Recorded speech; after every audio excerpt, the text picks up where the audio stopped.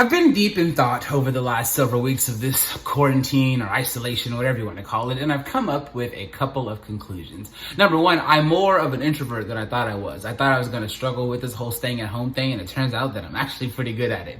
And number two, there are a lot of people in the world that do not know how to cook. I mean, or they cook the same 3 or 4 things over and over again, getting caught up in this cycle of soups and casseroles, or they spend all their money on takeout, fast food, and frozen food. One can only eat so many pizza pockets or pizza rolls before it takes a toll on the body and the soul.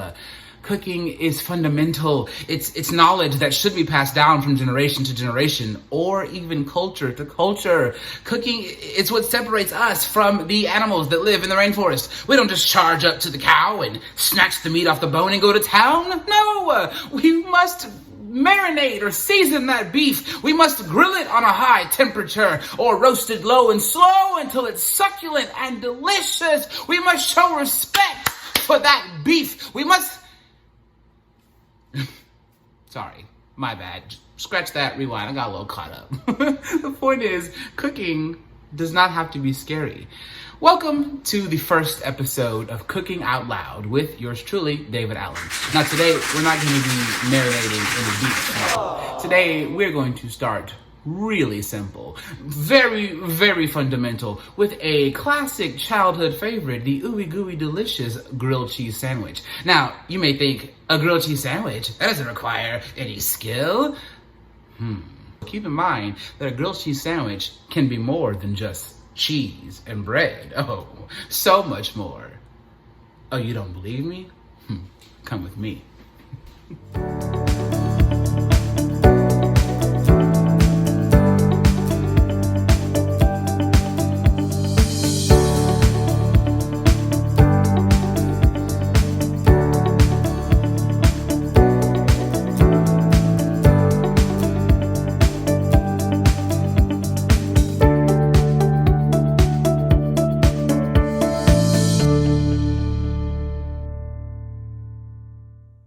Now, there is nothing wrong with a classic cheese and bread grilled cheese sandwich. But the older I've gotten, the more expanded my palate has become. And I have learned to love other ingredients on my grilled cheese sandwich. How are these going to come together? Take some time to prep your ingredients. Break your cheeses in half and panel them together like this. Slice your veggies, chop your bacon, and crack your egg. So I've got a cast iron skillet that's been heating here on medium high-ish heat. I'm gonna add just a little touch of olive oil to this pan before I begin to add my ingredients, okay?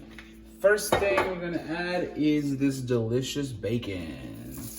Oh, that's the sound you wanna hear. You want to hear that bacon get all sizzly and delicious. All right, give it a little stir. You're going to render that bacon down until it's delicious and crispy. And you want it to give off its oil because it's going to help later on. Okay? All right, this bacon has been cooking for about a couple of minutes. It's not super crispy, it's a little meaty, but you still want to go ahead and take it out while it's got a little bit of a bite to it, okay?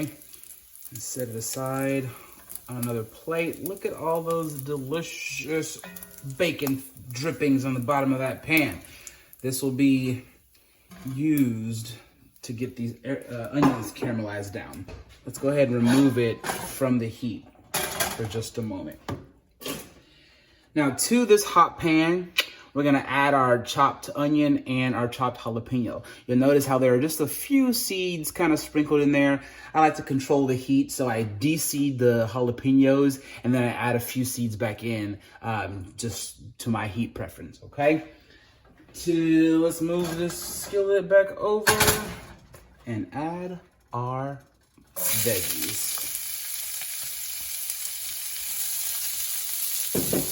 To that pan, you want to add a little salt. That salt will help the onion and jalapeno release some of its liquid.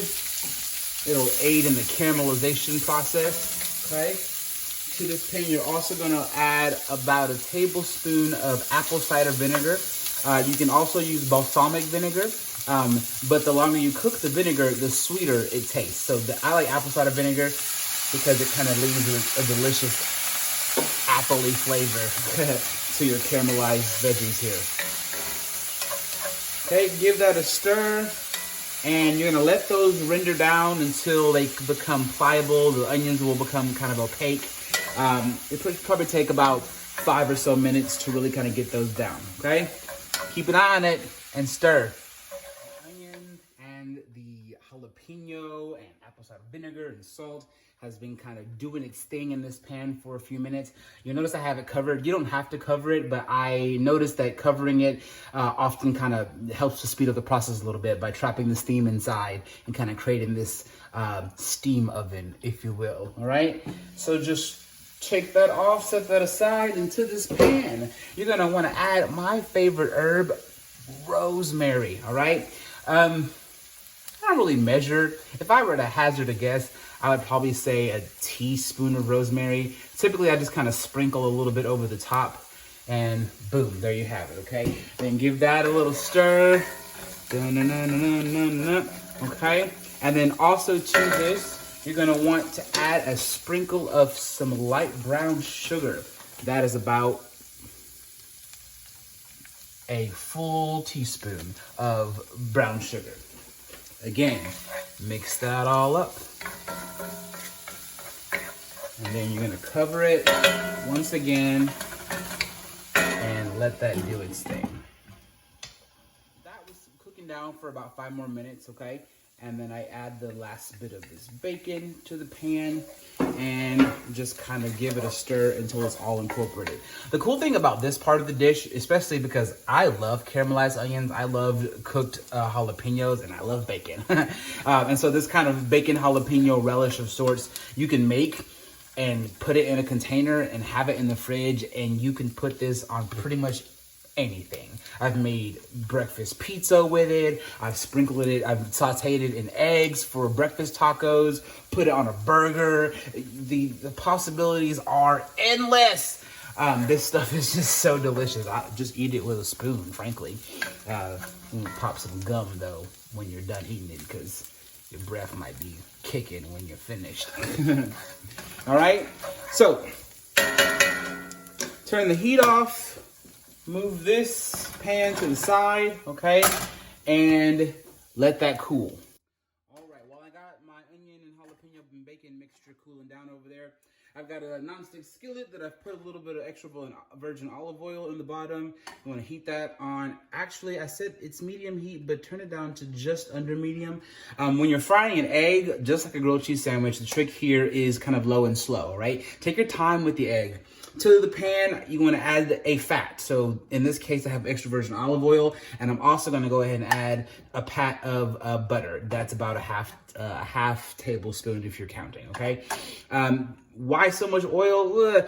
When you cook the egg, and you'll see in a moment, I want that egg to be able to glide around that pan and make it really easy to flip, all right? Let that butter melt before you add that egg. I love the sound of a sizzling pan. There's something that just brings me so much joy. All right, that butter has melted. It's not burning, okay? That's why I wanted to turn it down just a little bit. And to the center of that pan, you want to add your delicious cracked egg and let it sit, all right? Don't mess with it. Don't touch it. Don't fiddle around. Don't break the yolk. Just let it sit. That egg, it's going to whisper to you when it's ready to move, okay? You'll hear it be like, watch. A little bit of salt. I like just a dash of smoked paprika on mine.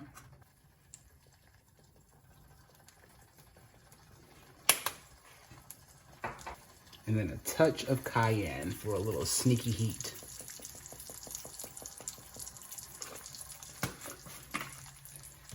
Do you hear that? What's that egg? What's that egg? You ready to move around? Oh, look at that. That's what you want, okay? You want that egg to slide around that pan easy peasy, all right? Don't worry about the extra butter and the oil. It's fine. We are going to kind of drain off that egg before we put it on the sandwich. let that egg saute there on about on a medium heat for about a minute, okay? And then you want to flip it, right? Here's the thing. I can flip mine. You can use a spatula if you want, but if you want to flip it, just kind of get it to the edge of that pan and give it a little bit of a boom. Beautiful. Oh, well, the yolk cracked on me, but whatever. It's still gonna taste so good. I like my yolk a little runny, so I'm actually gonna go ahead and take it off now, okay? And set that aside on a paper towel lined plate so that oil can drain off. Now you are ready to assemble your sandwich. This is my favorite part. Pile your cheeses, your bacon, onion, jalapeno relish, and that delicious egg onto your sandwich. I like to smear some mayo instead of butter on the outside because it gets it nice and delicious golden brown.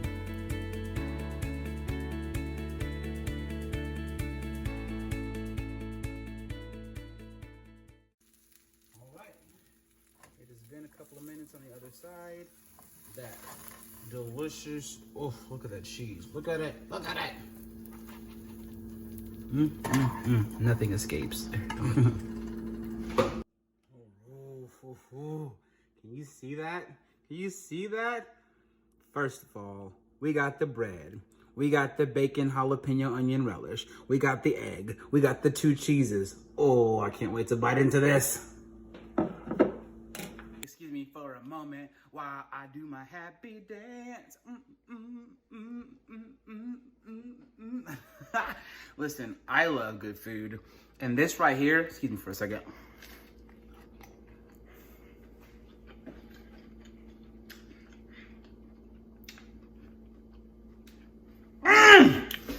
Forget about it. First of all, I love flavors that just beautifully meld together. You've got like that sneaky hint of rosemary that like marries surprisingly well with this like brown sugar. You got the sweetness from the apple cider vinegar. You've got the delicious cheeses that go together. The sneaky little bit of heat from the jalapenos. Listen, I know that grilled cheese sandwiches can just be bread and cheese, but they can be more. Get creative. Make a grilled cheese sandwich yourself. You can do it my way, do it your own way. Put a runny egg, put some bacon, put whatever you want on your grilled cheese sandwich. Take a picture, send it to me. I want to see. Y'all, this has been the very first episode of Cooking Out Loud with yours truly, David Allen. And I'm going to eat the sandwich. Y'all.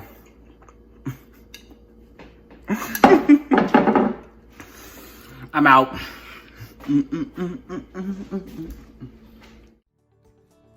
hope you guys enjoyed cooking along with me today.